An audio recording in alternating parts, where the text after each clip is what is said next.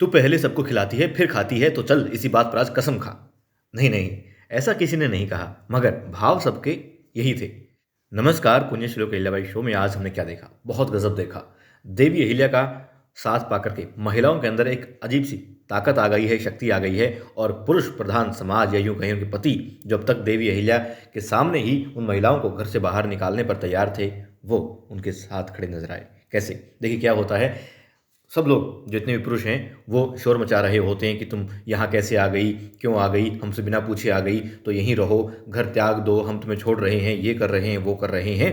और अपने अपनी पत्नियों को धमका रहे होते हैं कि तू मुझसे पूछे बिना यहाँ आई, चल मैं तुझे निकालता हूँ, या तो घर चल और कसम खा दोबारा कभी घर से बाहर कदम नहीं रखेगी। कोई कहता है कि सच में मेरा तुम्हारा कोई नाता नहीं है। महिलाएं कहती कि आप सच कह रहे हैं, ऐसा करेंगे आप? मैं देखिए आप पत्नी, कुछ कोई पत्नी नहीं है, मैं नहीं जानता। इस तरह की बातें होती हैं। फिर देवी अहिल्या सबको चुप करवा देती है, कहती है शांत हो जाओ, और कहती हैं ठीक है, आप लोग यही चाहते हैं कि ये महिलाएं या तो ये काम करें, सूबेदार जी का जो वस्त्र उद्योग है उसमें काम करें, और यदि काम करती हैं तो आपका घर त्याग देंगी, घर छोड़ देंगी, यही है ना? तो ठीक है, ये महिलाएं, मेरी बहनें, आपकी पत्नियां घर छोड़ रही हैं, मगर सूबेदार जी के वस्त्र उद्योग में काम करेंगी। और अब दिखाते हैं महल में। सूबेदार जी होते हैं, युवराज होते हैं और गंगोबतातिया होते हैं, और सूबेदार जी हैरानी व्यक्त करते हैं। वो कहते हैं खंडेराव, ये क्या बात है? महज 50 सैनिकों के साथ में तुम इस मुहिम को जीत लोगे, मीर मणि खान को हरा दोगे, तुम्हें ऐसा लगता है? तब युवराज कुछ बोले उससे पहले गंगोबतातिया बोलते हैं, कहते हैं जी बिल्कुल सरकार, मुझे भी पहले विश्वास नहीं हुआ था जब मैंने पूरी रचना सुनी, पूरी व्यू रचना सुनी, और जो बातें इन्होंने बताई, मतलब कोई भी गुंजाइश ही नहीं है कि असफलता हाथ लगे, सिर्फ सफलता ही हाथ लगेगी। सैनिक कम लग रहे हैं, मगर मगर जो व्यू रचना खंडेराव जी ने बनाई है, कमाल की है, गजब है, उसका असफल होना मतलब ही नहीं है। फिर युवराज सूबेदार जी को बताते हैं कि किस तरीके से मतलब पूरा मैप होता है, बताते हैं कि मीर मणि खान जहाँ पर है और उसके पास में जहाँ उन्होंने तंबू लगा रखे हैं, एक तरफ जो मेन रास्ता आता है वहाँ से एक तरफ जंगल है, दूसरी तरफ नदी है, और हम लोग पहले से जो गुनु जी है वो वहाँ पर तैनात होंगे कुछ सैनिकों के साथ में, और एक तरफ से आ जाएंगे कोई सरदार अपने सैनिकों के साथ में, और फिर हम धावा बोल देंगे और शाम के वक्त ये करेंगे, सूर्यास्त के वक्त, तो उन लोगों के पास में कोई चारा ही नहीं होगा बच निकलने का, और हमारी जीत चंद लम्हों में हो जाएगी। सूबेदार जी भी खुश हो जाते हैं, और फिर गंगोबतातिया से कहते हैं कि आप एक बार बाहर जाइए, मुझे युवराज खंडेराव से बात करनी है। अब खामोशी होती है, कुछ बात होती हुई दिखाई नहीं देती, वोट भी नहीं हिल रहे होते उन लोगों के, बात क्या होती है और फिर क्या होता है। फिर उस तरफ दूसरी तरफ मेन मुद्दा यही है आज का, कि देवी अहिल्या उन महिलाओं के साथ में खड़ी हैं और पुरुष उनके खिलाफ खड़े हैं।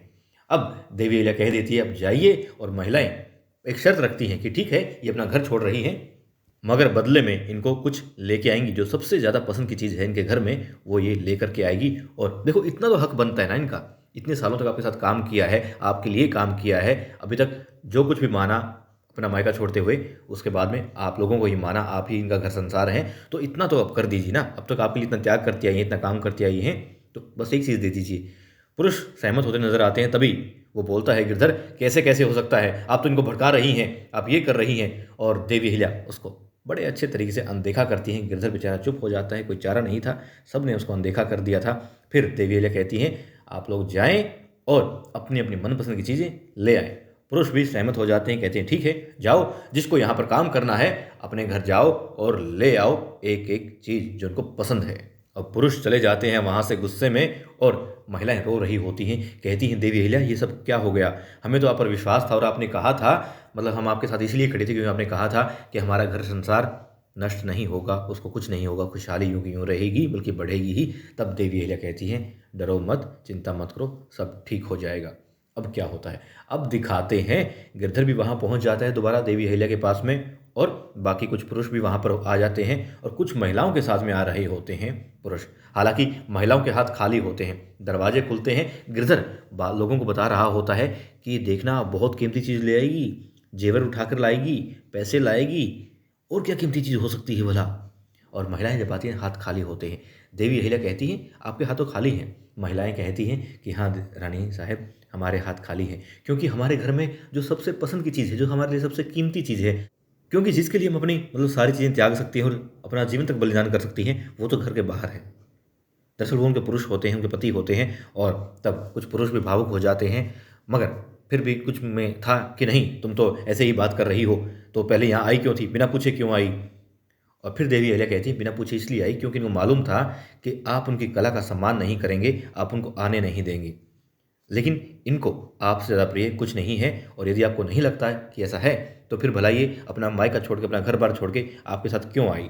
और फिर महिलाएँ कहती हैं कि हमने व्रत रखे, सिर्फ़ आपके लिए रखे, जितनी दुआएँ की आपके लिए की और हमें आपसे ज़्यादा प्रिय कुछ नहीं है, इसलिए हम घर से खाली हाथ आई हैं और जहाँ चाहे आप जंगल में हों, चाहे आप किसी घर में हों, गाँव में हों, बस्ती में हों, जहाँ आप हैं, आपके साथ ही हमारा घर है, वही हमारा संसार है और हमें इसके अलावा कुछ नहीं चाहिए। फिर वो कहते हैं कि तो घर का काम कैसे चलेगा? ये है, वो है। फिर देवी अहिल्या कुछ कहे उससे पहले महिलाएं ही कहती हैं कि देवी अहिल्या ने वादा किया है कि जैसे इनको लगेगा या हमें भी लगेगा, आपको लगेगा कि हमारे घर परिवार में थोड़ी बाधा आ रही है, किसी भी काम में थोड़ी देरी हो रही है, तो देवी अहिल्या अपने इस व्यापार के काम को बंद कर देंगी।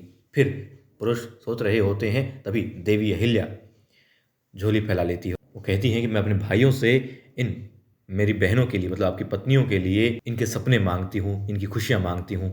इतना तो दे सकते हैं ना, कुछ ज़्यादा नहीं चाहिए, क्योंकि इन्होंने पूरी ज़िंदगी आपके लिए कुर्बान कर दी है। आपसे बढ़कर इनके लिए कुछ भी नहीं है। और ये बात कहाँ से आती है? ये सारी बातें वहाँ से आती हैं जब महिलाएं रो रही होती हैं कि उनका घर टूट रहा है और पुरुष जा चुके होते हैं गुस्से में।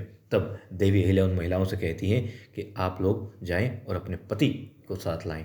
पति घर में हो तो अच्छी बात है, नहीं है तो वो यहीं मिलेंगे और वहाँ उनके साथ में खड़े हो जाएं। महिलाएं कहती हैं कि क्या इससे काम बन जाएगा? देवी अहिल्या कहती हैं जितना मैं अब तक समझ पाई हूँ, तो किसी भी स्त्री के लिए उसके पति से बढ़कर कुछ नहीं है और मतलब घर संसार जो भी है, परिवार जो है, उससे बढ़कर कुछ नहीं है। जहाँ पति कहेगा पत्नी वहीं खड़ी हो जाएगी और बस यही बात वो कहती हैं कि ये कैसे आप कहेंगी, ये आपके ऊपर है। और देवी अहिल्या ने जो बताया था, महिलाओं ने वैसा ही किया और अब सारे पुरुष, ऐसा लगता है कि सारे पुरुष जो हैं देवी अहिल्या की इस बात से सहमत हो जाएंगे, महिलाओं के लिए उनके साथ खड़े हो जाएंगे, अपनी पत्नियों के लिए उनके साथ खड़े हो जाएंगे। और बाकी जो मतलब अनमने मन से होंगे कि नहीं पत्नियां साथ नहीं देना, ये है वो है, गिरधर की बातों में ज़्यादा ही आए हुए होंगे, वो जब देवी अहिल्या ने झोली फैला दी है, रानी ने झोली फैला दी है, तो भला कोई इंसान कैसे इतना निष्ठुर हो सकता है कि मना कर दे? मुझे नहीं लगता ऐसा संभव होगा। मेरे ख्याल से सभी महिलाएं वहाँ पर काम करने के लिए आएंगी, खुशी खुशी आएंगी और पुरुष उनका साथ भी देंगे।